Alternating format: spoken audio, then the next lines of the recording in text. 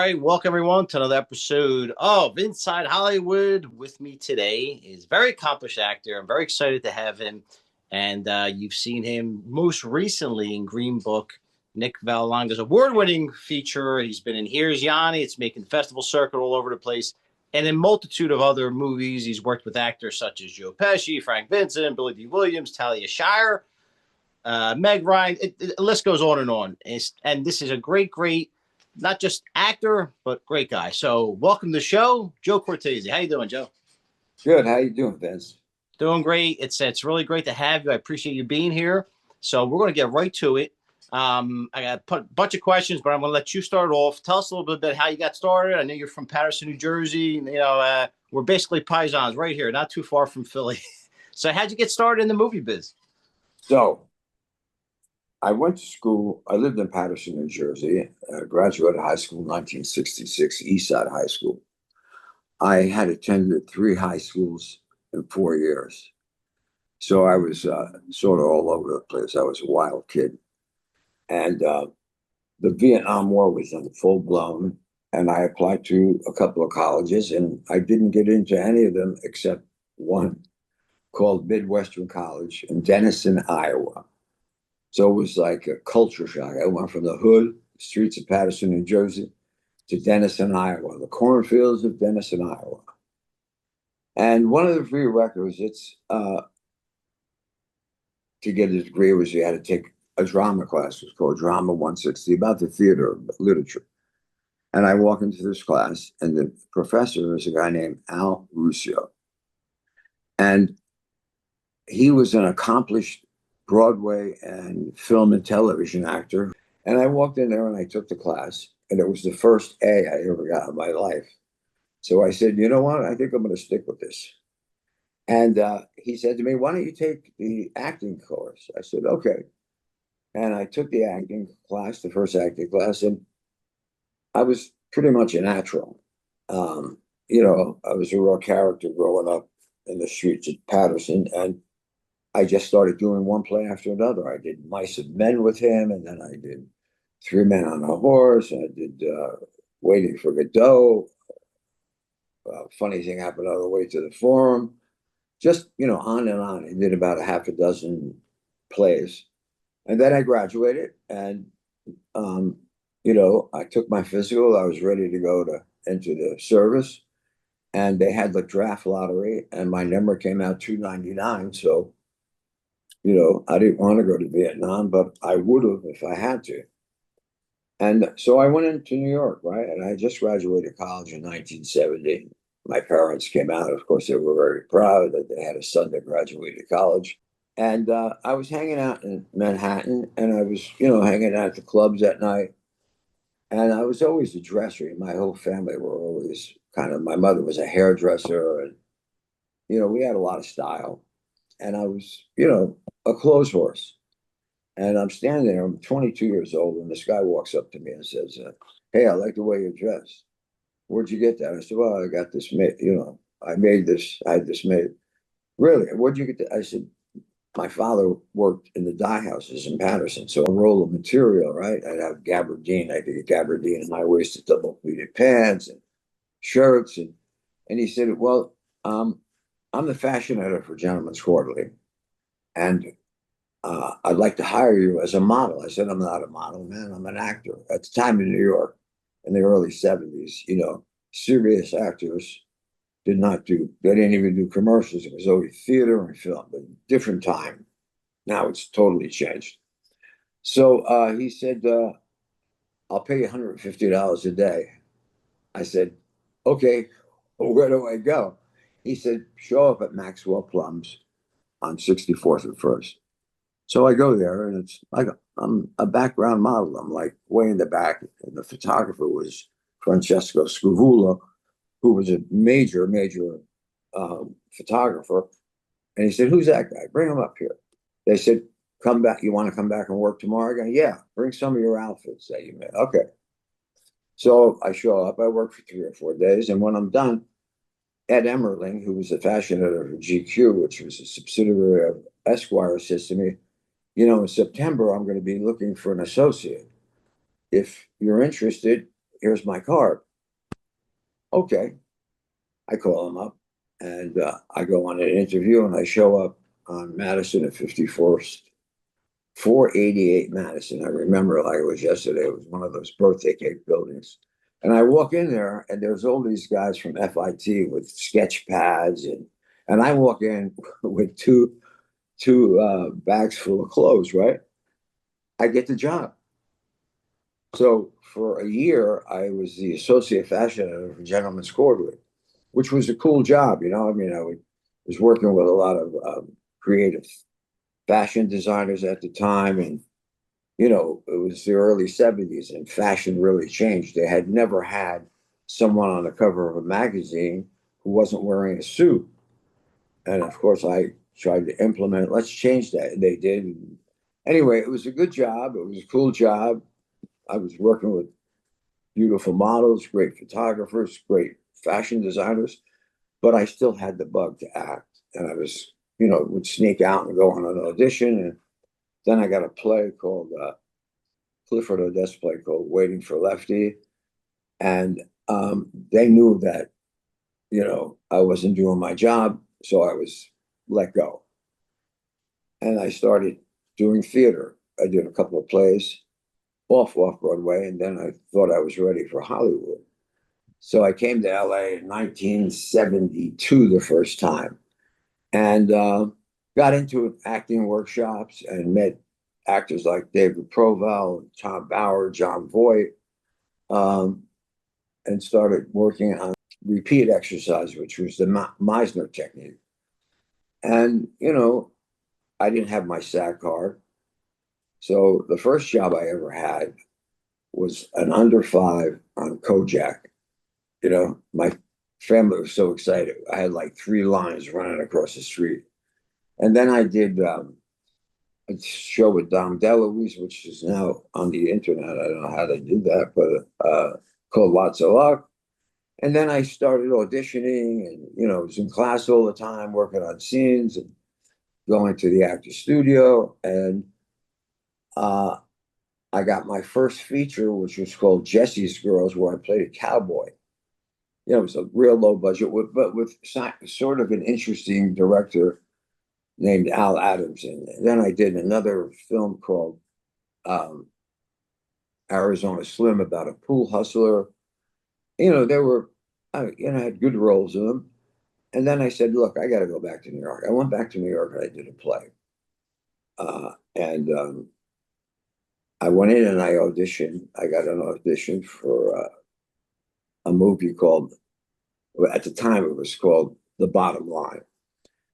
So I go to this audition and the character's a young guy from Jersey who works for the mob as a collector. And I walk in there and I got the sides and I'm reading a scene. And the guy I'm reading with is like pointing at my chest and he keeps pointing at my chest, trying to drive me back. I dropped the script. I grabbed the guy by his throat. I drive him against the wall and I said, you, if you ever put your hands on me again, and here's what I heard. Excuse me, but like, why did you do that? That's not written. And it was Joe Pesci. He had already been cast. I was reading for the lead. And that's how I got my first lead in a movie, which was very well received. Quentin Tarantino plays it at a theater over here on a double bill with Mean Streets. Anyway, we did this movie and we got some good reviews. And Pesci, myself, and the director, Ralph DeVito, decided to come to LA to show the movie around, right? And they didn't know anybody, but I knew a few people because I had been there. And I walk into Dino De Laurentiis' office with 2 film cams and a review from Vincent Canby, who was, the creme de la creme film reviewer at the time. And the girl did, I said, who are you? I said, I'm Joe Cortese. Ralph Serpi saw me in a play. He said, if I ever have anything, I should look him up. And the guy, she looked at me, she said, are you crazy? Get out of here. And as she said that, this guy comes walking out named Dino Conti. And he was like a Damon Runyon character that worked for De Laurentiis. And Ralph Serpi was De Laurentiis' right-hand man. And he said, what do you got there, kid? And I show him the review. He said, leave the film. I said, okay. We leave the film. They call us up to screen it at MGM. And it was very successful. And they decided they were going to put me and Pesci under a contract. And then when it came down to the 11th hour, they just decided that they wanted to put me under a 3-picture contract. At the time, Dino De Laurentiis was making The Raging Bull because Pete Savage was very close friends with Ralph Serpi. I look exactly like Pete Savage right now. He was my age when I met him. And they were doing The Raging Bull. So they set up a meeting with myself, Scorsese, De Niro, and Pete Savage. Jake LaMotta was there. Rocky Graziano was there. And I met with them, and then, we talked. And then I met with them again. And the second time I met with them, I got a call later from De Niro saying that, we took the brother. There was a brother and a best friend. It was Pete and Joey. He said, we're going to take Pete and Joey and make it one role. I said, okay. He said, do you know how to get hold of Joe Pesci? I said, yeah.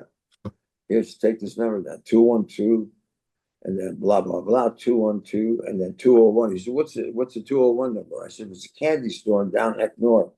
He hangs out there on Mondays. He said, what? I said, yeah, no. He said, he works for a bookmaker. That's how Pesci got the job. So I called Pesci up and said, well, De Niro's going to call you. He wants to see you for this movie. And that's how Joe Pesci got the job.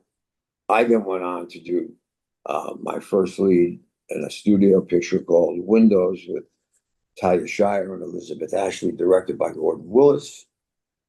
The movie was not successful. It was not received too well at the time because of the subject matter. It was basically about a woman who somebody attempts a rape on her, but it's set up by this other woman who has eyes for her. It was way ahead of its time. And ironically, now it's become sort of an occult hit. Then the next film I did was called Monsignor. It was a great project on paper. And it was Chris Reeve, myself, Genevieve Bujold, Fernando Rey, and Jason Miller, directed by Frank Perry, Academy Award nominee, produced by Frank Yablans and David Niven Jr. And it was a fabulous job. I was in Rome, Italy for like 4 months, shooting all over Italy. And then from there, I got into the TV business and started doing one TV pilot after another. And in between pilots, I would do a movie. And I did the lead in seven TV pilots. Couple for Stephen Cannell, Aaron Spelling, Billy Friedkin. And one of them was called Something Is Out There, which was the #1 show in the country 2 nights in a row. It was myself, Maria Dabo, and George DeZunza, and my ex-wife, Kim Delaney, was in it. And they turned it into a series. We did 10 shows, and then they canceled it. Then I did a pilot with Billy Friedkin called the CAT Squad, Counter Assault Tactical Squad, which again was way ahead of its time. Brandon Tartikoff said, no, we're not going to make this a series, but let's make a couple of more 2-hour movies. So I made a couple of those. And then just started doing, different TV movies and miniseries and, and then it started to turn a little bit. And I started doing more interesting characters as I started getting a little more seasoned. And, I did American History X, The Rat Pack, Ruby with Jenny Aiello. I played Johnny Roselli. I actually played him twice. I played him in The Rat Pack and I played him in Ruby. It was known as the Hollywood Don. And, went back to the actor studio, started putting a lot of work up, did a lot of independent movies, with interesting directors like Abel Ferrara, Rustin Brannaman, and that's where I am today. I just one thing led to another, and Then I did another studio picture with Meg Ryan called Against the Ropes about a fighter. I left my agents and I signed with a manager named Valerie McCaffrey. Okay. She had cast me in American History X. And the first thing she does, she calls me, she says, I'm sending you a script. I want you to consider this. I'm recommending you do it. I said, great. Is it film or television? She said, it's film. I said, cool. She said, it's a short film. I said, what? You send me a short film. I'm in the business 35 years. You're sending me, is this your way to impress me? She said, just read it. I said, okay. I read it, and it's about a Greek diner owner from Asbury Park, New Jersey. True story. Who suffers from dementia. And in his dementia, he imagines himself as a late night talk show host, a la Johnny Carson. We make the short. I screen it at the Friars Club. The reviews are over the moon. We decided to develop it into a full-length feature. And that's what we did. And that's what Here's Gianni's about. So we worked on this group with Christina Iliopoulos, who's the writer-director of a true story about her father. And I was playing the character. And we developed it, and we went out and packaged it with myself, Giorgio Armani, Kevin Pollak, Rosanna Arquette, Eric Roberts, Colleen Camp. And I was trying to raise the money. So we're out, you know, how hard it is to make an independent movie. I send it to people I know in the business. I send it to Colleen Camp, who had been a friend of mine for many years. And she's a really well-known actress and producer in the business. I send it to her in January of 2022. I wait the appropriate 2 weeks. I don't hear from her. I call her. I call her again. I call her again. I call her again. Now it's 4 months later. I'm sitting in my house, 11:30 at night. The phone rings. Joey, it's me, Colleen. I said, Colleen, how are you? She says, my bad. I never saw the short and I never read your script until tonight. And I just read it and I fucking love it and I want to do it.